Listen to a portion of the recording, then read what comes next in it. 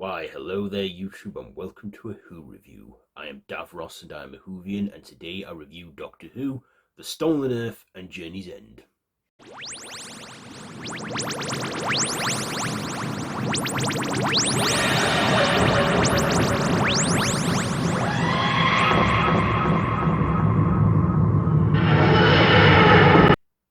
So yes, the Series 4 finale. So the Doctor and Donna arrive back in the present day, finding something's not quite right, only to discover when they retreat back into the TARDIS the Earth is gone because it has been, well, stolen.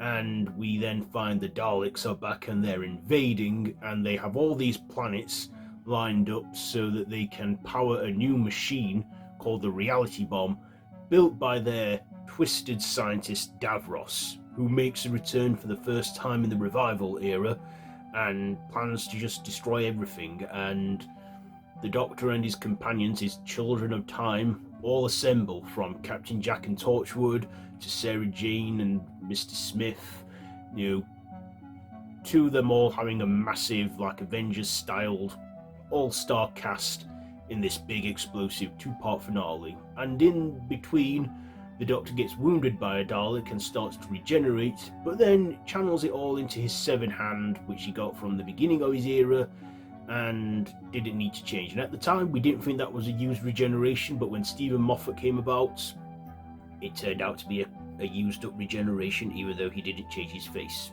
because according to 11, he had vanity issues. So yeah, the Doctor and his gang, also, the severed hand with the regeneration energy, and Donna touches it, it causes a meta-crisis, which causes a half-human clone of the Doctor to be born. And he has only one heart, and the aging part, so he'll grow old and never regenerate. And then after stopping the Daleks with the Doctor, Donna, and the meta-crisis Doctor, we get 3 Doctors in one go here, defeating the Daleks. We then find that Dalek Khan, who escaped, in Evolution of the Daleks. Turns out it threw him straight into the Time War, and the Daleks used that to escape and cause their shenanigans. But he was deceived, he deceived Davros, and in the end, the Doctor and everyone saves the day, returns Earth back to its place in the universe. And yeah, we all, the Doctor then says goodbye to everybody, drops Rose off back in the parallel Earth with his meta-crisis, so he can have a life with her that he could not. Also, with the Time Lord meta-crisis burning out Donna's brain, the Doctor has to wipe her mind to save her, and then returns her home. And in a downbeat end for the Doctor, he goes off in the TARDIS again, and that's it. No surprise cliffhanger, setting things up for the Christmas special, even though there was an alternate ending for it shot, but they just didn't do that in the end. So what did I like about this finale? Well, first of all, I thought they had good visuals that still hold up with the planets and, the Daleks and stuff. Had a good score with the Daleks theme, like the Dalek Night, I believe they called it, and the Daleks being the Daleks, returning again for the finale. I'd say that Series 3 in Russell T Davies' first era was the only series finale to not feature the Daleks, but the Master. But since then, Bad Wolf and the Parting of the Ways, Army of Ghosts and Doomsday, and The Stolen Earth and Journey's End all had the Daleks featured. So yeah, I like that the Daleks were back. They were ruthless and evil as ever. And in Series 1 they were like, let's bring back the Daleks, because they managed to just get the Daleks back. And then Series 2 they were like, let's bring back the Cybermen. Series 3, the Master. Series 4, the Centaurans. Oh, and in Series 3 we had the Macra, and Series 1 we had the Autons.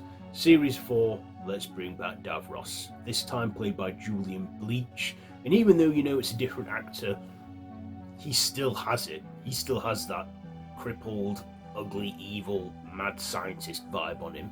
And I believe Julian Bleach was an actor that's no stranger to the Whoniverse, because he was in an episode of Torchwood from Out of the Rain where he played a ringmaster, and he was brought back as Davros, and he's played Davros in the revival era since. And we've only ever seen Davros 3 times in the revived era. We saw him in the Series 9 premiere and in the Children in Need short. So, yeah, we got Davros back. Also, we had a lot of, people assembled to help the Doctor this time. We had Captain Jack Harkness, we had Sarah Jane Smith, we had Mickey and Jackie and Rose helping with the Doctor. We had so many. We had like a big cast in this one, so big that I had to make the whole info when I showed up the cast, and that I had to make it like a big one because we had that many in there. But yeah, this was like a crossover of all the 3 shows within the Whoniverse. The Sarah Jane Adventures and Torchwood. Torchwood obviously having to tone it down a bit because, we all know that Torchwood wasn't a family-friendly show or child-friendly. So they toned that down, and we had Yanto and Gwen. And the Doctor and Rose noticed Gwen looked a lot like Gwyneth from The Unquiet Dead, and she confirmed that her family does go back to the 1800s in Cardiff. So we saw them. And I believe for Torchwood, this, I think, was just literally where Series 2 took off, ended. But yeah, we see Elizabeth Sladen with Tommy Knights as Luke Smith and Alexander Armstrong voicing Mr. Smith. We even get a cameo from K9 as well, and we get Mickey and Martha back. So yeah, a lot going on, especially in the finale. But a thing I didn't like was the cliffhanger regeneration. That, I think, ticked off a lot of us fans. And not to mention, at the time when it was airing, this had to probably be the longest week of my life.